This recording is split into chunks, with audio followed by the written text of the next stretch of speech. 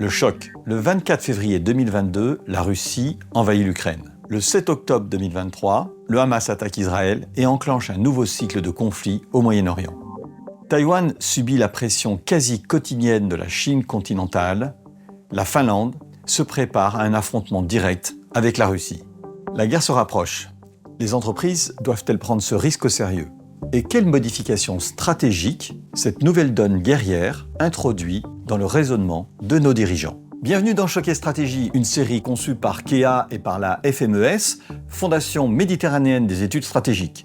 Je suis Pierre Denis, fondateur de Toutac et partenaire groupe de Kea. Aujourd'hui, société du temps de guerre et conséquences pour les entreprises. Bonjour Pascal Osseur. Bonjour Pierre. Vous êtes directeur général du think tank FMES et aussi, en tant qu'amiral, vous avez passé une vingtaine d'années en mer avant d'être à l'échelon stratégique à Paris. Bonjour Hervé. Bonjour Pierre. Vous êtes senior partner, entrepreneur et cofondateur du cabinet Kea, spécialiste de la géopolitique et en charge des industries de souveraineté. Alors, ma première question, elle est pour vous Pascal. Quel monde ouvre la séquence actuelle ? Quelle bascule vivons-nous ? On vit une bascule très inconfortable pour les sociétés françaises, européennes, occidentales. On vit la fin d'une convergence générale vers notre modèle, qui s'appuyait sur l'économie, qui s'appuyait sur la consommation, qui s'appuyait sur l'individu, sur la science, sur la technologie. Et ce monde est remis en cause parce que après avoir convergé, au contraire, il diverge. Donc les forces centrifuges sont partout. Et ce phénomène, il a des impacts géopolitiques, des impacts militaires, des impacts économiques et des impacts sur nos vies tous les jours, sur nos sociétés. Donc on passe d'une société où finalement les frontières n'existaient plus, où nous étions citoyens du monde, où nous étions des consommateurs, des producteurs, indifférenciés, où finalement peu importe où on habitait, l'important c'était de produire, de consommer, de se faire plaisir et de vivre sa vie avec finalement le monde se limitait à nous-mêmes. Et là on voit le retour des identités, des groupes humains, d'une forme de spiritualité où l'individu s'efface derrière le groupe, derrière un intérêt qui le dépasse, des choses que nos grands-parents, nos arrière-grands-parents connaissaient très bien, mais que nous, on ne connaît plus. Donc on est pris à revers. Donc ça change beaucoup de choses. Donc on quitte 70 ans, 80 ans, et les 30 dernières années étant un peu l'accélération de ce phénomène, de paix, de prospérité, d'individualisme et de matérialisme, et on est confronté à un monde où la violence revient, la compétition revient, mais la coopération aussi revient, puisque le monde est mondialisé, on bouge partout, on a des communications partout, et on est tous interdépendants, et tout le monde le sait. Donc on doit articuler une interdépendance. On sait tous le réchauffement climatique nous concerne tous, et en même temps, des gens qui disent « je suis différent de toi, et j'ai des intérêts qui ne sont pas les tiens, et de temps en temps, je peux même aller jusqu'à employer la force contre toi. » La force, donc la guerre. C'est le thème de ce podcast, et quand on parle de guerre, on parle de guerre informationnelle, par exemple. On parle de guerre par rapport au terrorisme. Si j'étends, j'ai envie de dire, mais on est aussi en guerre d'un point de vue économique.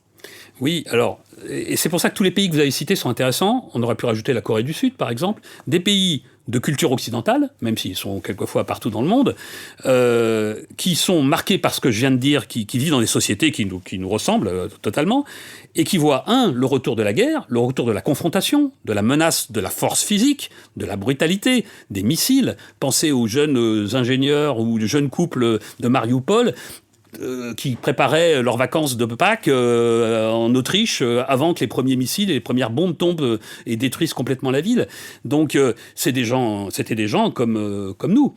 Donc à la fois c'est un énorme choc en termes de retour à la réalité, et en même temps, comme vous venez de le dire, la guerre a aussi changé de forme.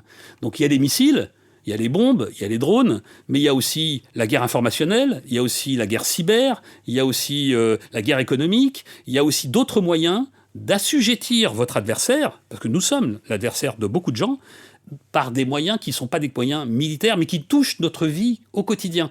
C'est pour ça que la population est concernée par la guerre. Alors, je me tourne vers l'homme d'entreprise, Hervé. On a parlé de guerre économique, mais je vais inverser.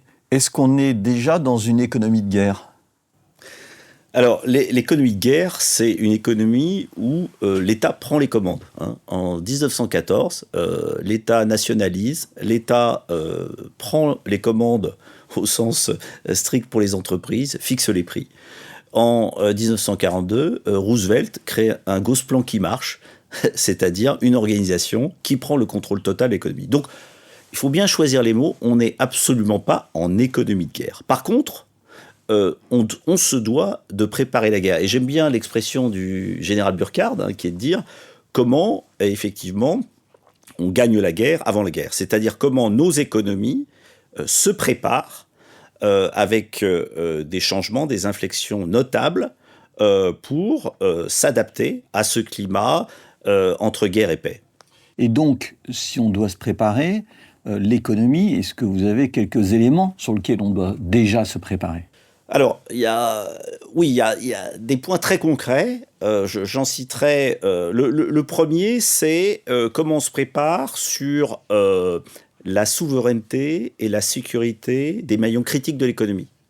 Je prends l'exemple là, du retour d'expérience qu'on a fait sur l'Ukraine.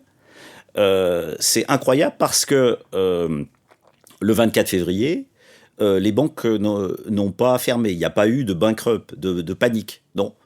C'était organisé sur les retraits d'argent, sur ce que pouvaient faire les entreprises, sur mettre les informations critiques sur le cloud et ainsi les protéger contre les bombardements. Donc, ça se prépare. Ça se prépare sur le plan des infrastructures bancaires, des infrastructures énergétiques.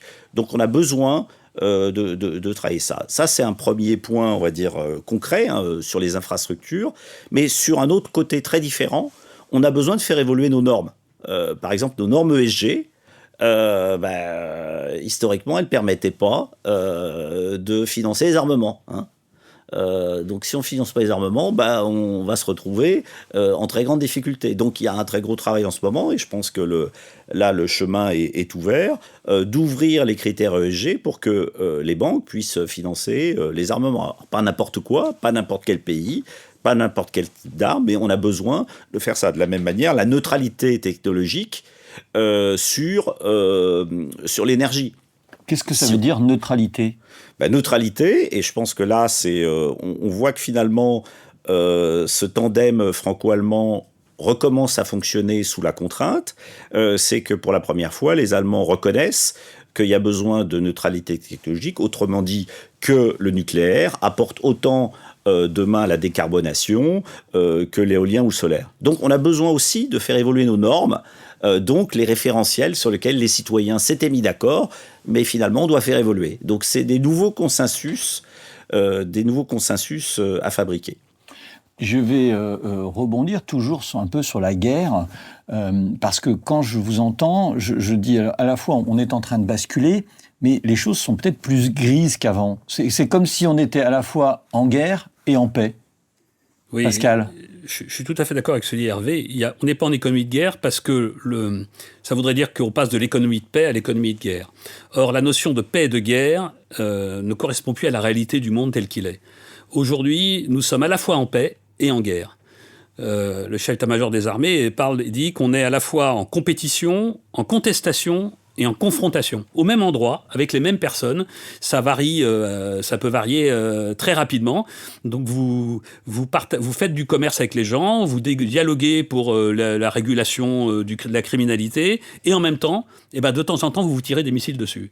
Et ça peut choquer notre génération qui a vécu en paix depuis maintenant 80 ans. Ça fait d'au moins 2 générations complètes qui n'ont pas connu la guerre sur notre territoire. Mais on se rend bien compte que c'est la réalité du monde immémorielle.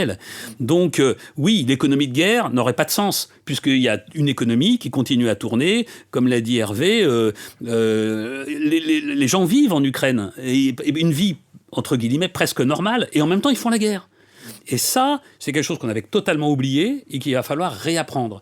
Et y compris pour les entreprises, la compétition, parlons de la Russie. La Russie sait très bien qu'elle peut gagner la guerre en Ukraine en affaiblissant les alliés européens de l'Ukraine, et la France est ciblée comme un des alliés politiquement les plus vocaux derrière l'Ukraine. Et donc évidemment que les attaques cyber, les attaques informationnelles, s'il y avait la possibilité de déstabiliser socialement, économiquement, politiquement notre pays, ce serait une très bonne nouvelle pour Poutine.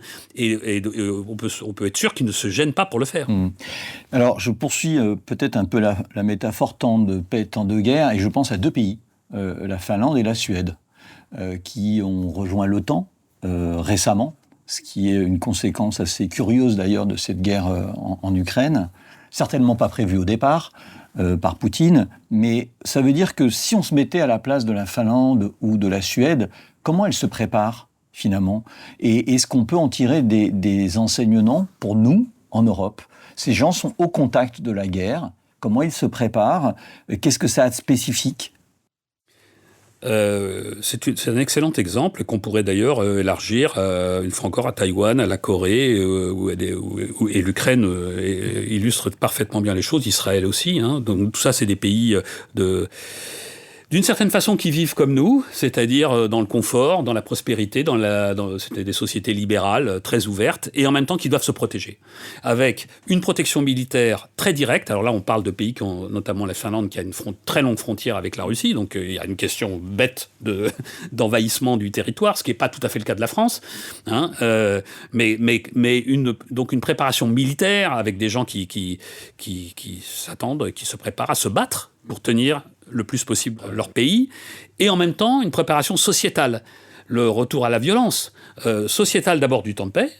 Qu'est-ce qui se passe ? Je suis vigilant sur le fonctionnement de mon Internet, je suis vigilant sur les approvisionnements d'eau, l'électricité. On est obligé de se poser la question, qu'est-ce qui est important pour moi ? Qu'est-ce qui est secondaire ? Qu'est-ce que j'accepte de perdre sans que ça soit un drame atroce, et qu'est-ce qui est vital pour ma survie, celle de ma famille, celle de mon pays, de l'économie, etc. Donc toutes ces bonnes questions, finalement, qu'on avait complètement oubliées, ou finalement, parce que c'est pas qu'on était plus bêtes que les autres, mais c'est tout bêtement que le sujet ne se posait pas. Maintenant, le sujet se pose. Et il se pose chez ces pays avant nous. Et donc c'est pour ça qu'autant regarder ce qu'ils font, et donc la question est excellente.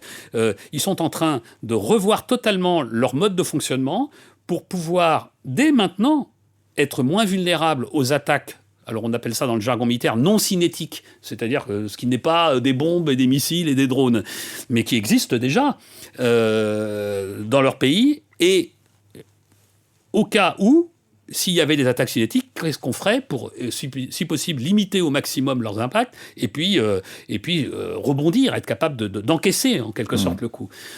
Pensons à une société qui est très ouverte et mais qui a ses spécificités bien sûr, mais qui par certains aspects se rapproche des sociétés occidentales. C'est la société israélienne qui a connu des attaques avec des centaines de missiles et qui a réussi à continuer à vivre, on ne peut pas dire normalement, mais continuer à vivre correctement parce que c'est des sociétés qui sont prêtes à ce genre de situation.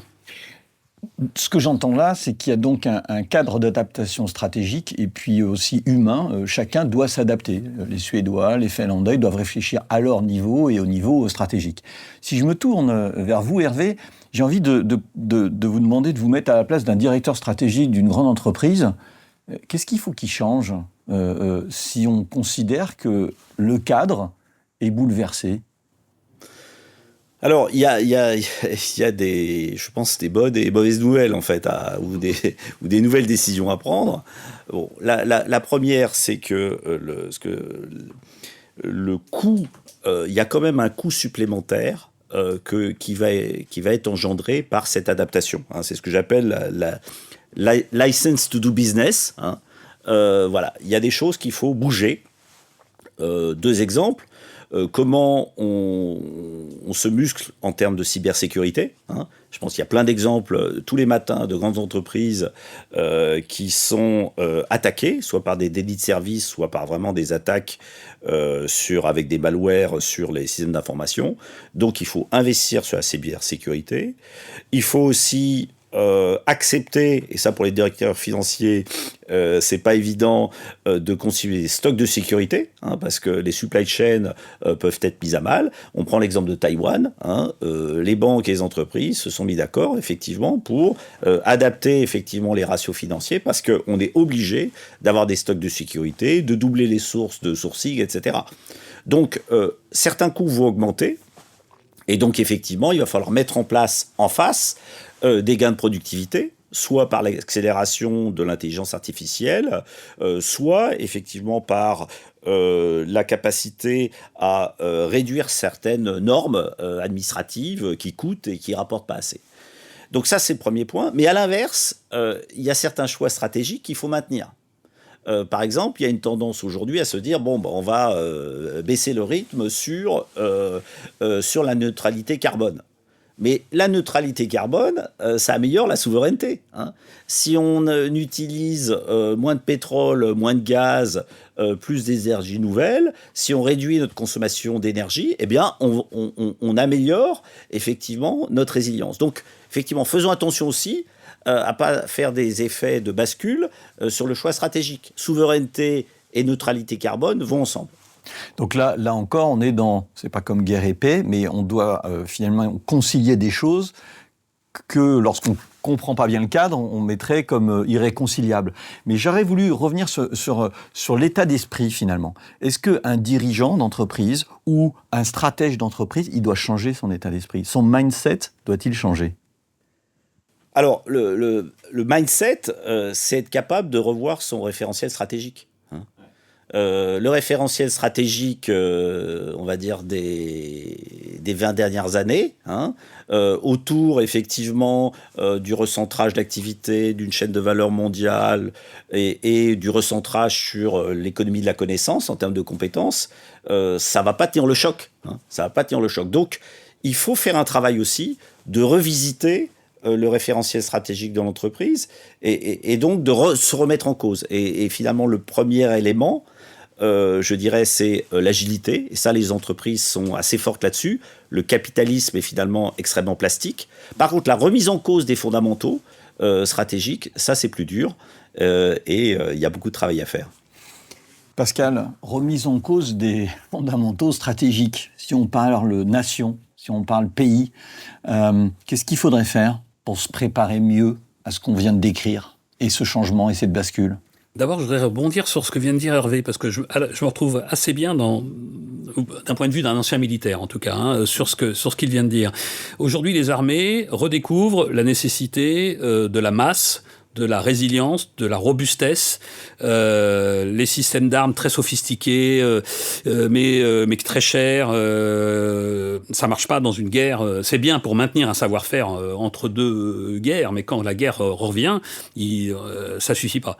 Et donc toutes les questions et les points qu'a soulevé Hervé, les chefs militaires se les posent aujourd'hui de façon extrêmement concrète.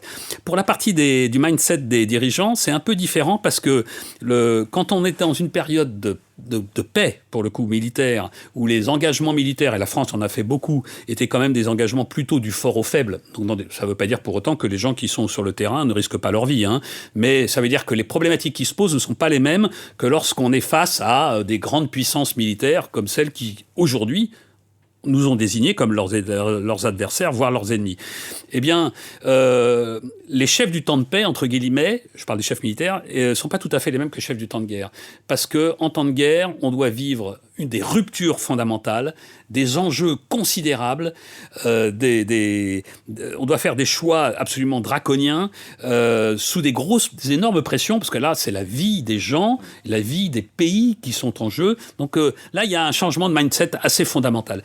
Et du coup, je rebondis, Hervé, est-ce que les chefs d'entreprise de temps de guerre ou de temps de paix, ne soyons pas excessifs dans ces deux extrêmes, sont-ils les mêmes? Ou vous discernez quelque chose qui doit être un peu différent? Je dirais que classiquement, il y a des chefs d'entreprise qui sont bons dans les restructurations, d'autres qui sont bons dans les phases de croissance, d'autres qui sont bons dans les phases de digestion et d'organisation. Donc je dirais que le profil des dirigeants doit s'associer au profil stratégique et au momentum de chaque entreprise. Donc ça, je partage là-dessus. Je pense que c'est une question de leadership et les styles de leadership doivent être différents. Je pense qu'il y a d'autres compétences en fait qui émergent et qui doivent être travaillées. D'abord, la capacité d'intuition stratégique. Il y a besoin de se remettre en cause et effectivement, c'est pas l'analyse rationnelle des faits qui va. Et donc, la question de l'intuition stratégique des dirigeants ou de leur COMEX est à travailler. C'est un élément fondamental. Il y a besoin d'une réinvention stratégique et l'intuition là-dedans, capacité d'intuition, de rationalisation vont être des éléments clés pour le dirigeant. La deuxième élément pour moi, c'est la transformation par l'engagement. Autrement dit, il faut faire pivoter des bateaux de plusieurs milliers de personnes avec un grand nombre de collaborateurs et c'est pas uniquement du top-down vers les collaborateurs. Donc, se doter d'outils, de méthodes de transformation par l'engagement massive, ça va être aussi un des éléments différenciants. Donc, intuition stratégique, transformation par l'engagement, deux compétences nouvelles à installer dans les entreprises. Probablement que du côté militaire, on pourrait dire un peu la même chose, non ? Parfaitement, et même au niveau de la société.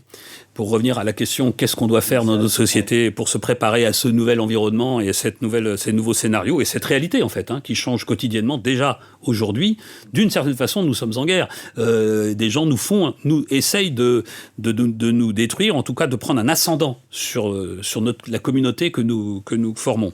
Et le premier point, c'est la communauté. C'est le mot communauté justement.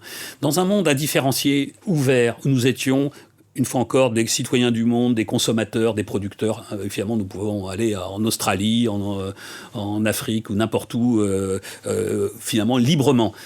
La notion de groupe, la notion de communauté, de destin, se repose. Alors qu'on avait créé une société post-nationale, la notion de nation, d'identité, se repose de nouveau. Les Ukrainiens meurent pour la nation ukrainienne, que Poutine ne croyait pas exister d'ailleurs. Il considérait que ce pays n'existait pas. Les Ukrainiens nous montrent que ce pays existe.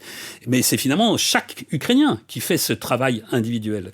Et donc ça, c'est quelque chose. La première chose, c'est recréer un lien, redéfinir ce que ça veut dire qu'être français, ce que ça veut dire qu'être européen, savoir dire nous, ce qui était quelque chose qu'on avait perdu, savoir dire donc eux, pour parler de ceux qui ne sont pas nous, sans désigner des hostiles, sans que les eux soient nécessairement des agresseurs ou des agressifs ou des gens condamnables. Au contraire, donc savoir recréer une altérité, réadmettre ce que c'est qu'une altérité, et en redéfinissant l'altérité, on se définit soi-même.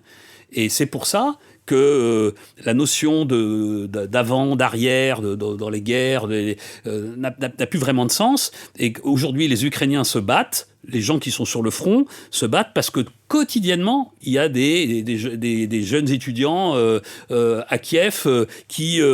tous les soirs, leur proposent des adaptations sur leur logiciel pour lutter contre les drones. Et tous les jours, il y a des liens très informels d'ailleurs et très modernes d'une certaine façon, utilisant tous les moyens modernes qui permettent aux militaires sur le front de se faire aider par la société qui est derrière eux. Nos grands-parents et nos arrière-grands-parents ont connu ça pendant la guerre de 14, mais c'était différent, c'était d'autres sociétés. Aujourd'hui, ces pays, ces sociétés qui sont en guerre ou qui sont proches de la guerre, réinventent à leur façon, ce lien informel entre la société civile, entre guillemets, et ceux qui, militairement, sont sur le front. Et ça ne peut se faire que s'il y a un « nous », et si on accepte de comprendre ce que c'est que nous. Alors, je vais poser une dernière question à Hervé. Est-ce que le « nous », dans l'entreprise, doit être renforcé aussi ? Est-ce que l'identité doit être renforcée ? Est-ce que c'est un élément pour s'adapter au monde que nous allons vivre ? Alors, moi, je voudrais revenir sur la question du nous sous un autre angle. C'est la question de la souveraineté, en fait. C'est-à-dire, on parle beaucoup de souveraineté économique, et je pense que ça parle un peu aux citoyens, mais ça parle pas vraiment à l'entreprise, parce que l'entreprise, elle est sur son sujet. Et moi, je préfère aborder la question de la souveraineté, donc du nous, sur la contribution de l'entreprise au commun. Autrement dit, l'entreprise, elle a sa performance économique, mais elle doit aussi contribuer au commun dans ce nouvel environnement. C'est ce qu'on nous on appelle l'économie souhaitable. Et c'est quoi les communs, travailler sur les communs pour une entreprise? Je vais prendre un ou deux exemples. Le premier, c'est comment on contribue aux filières.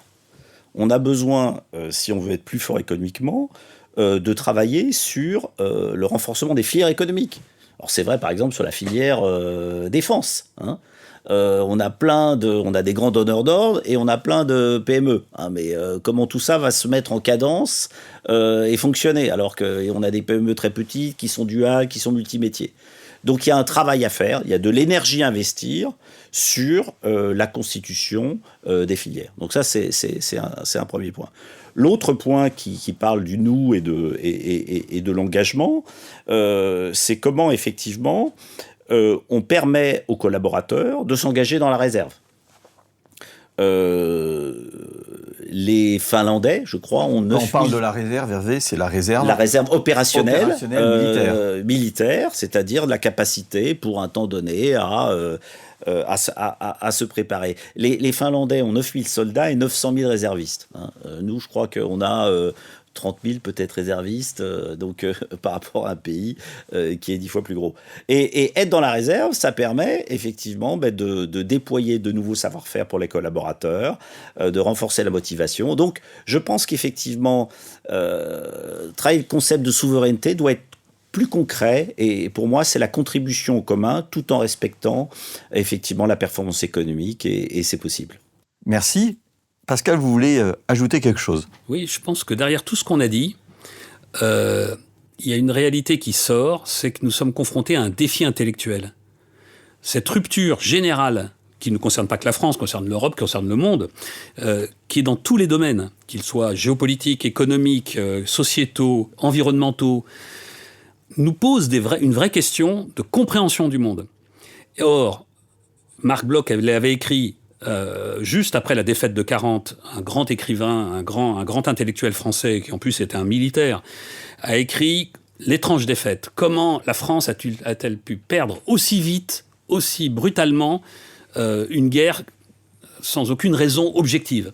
Et sa conclusion, c'est que la France, les Français, et notamment les gens en responsabilité, n'avaient pas compris ce qui se passait. Donc on perd les guerres parce qu'on ne comprend pas. Aujourd'hui, nous sommes confrontés à un énorme bouleversement dans tous les domaines et nous devons comprendre, nous devons faire cet effort intellectuel. Je trouve que ce podcast participe de cette réflexion collective pour mieux, collectivement, comprendre ce qui se passe. Et une fois qu'on aura compris, on trouvera des solutions. Pascal Hausseur, merci beaucoup. Merci. Hervé Baculard, merci. Merci Pierre.